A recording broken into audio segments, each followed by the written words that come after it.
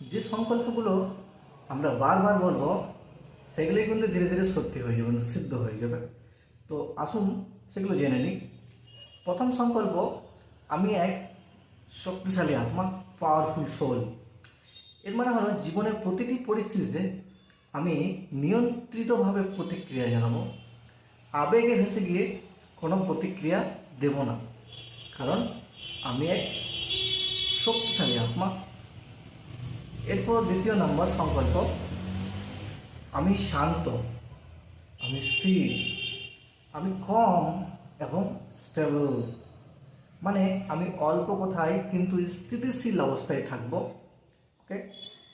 তৃতীয় সংকল্প, আমি সর্বদা আনন্দিত, আই এম অলওয়েজ হ্যাপি।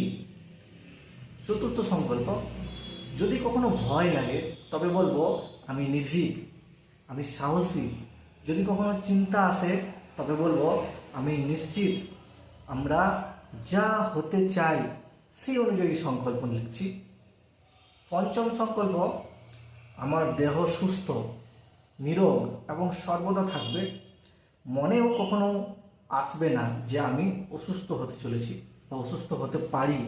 এই চিন্তা ভাবনা আমার মনে কখনোই আসবে না।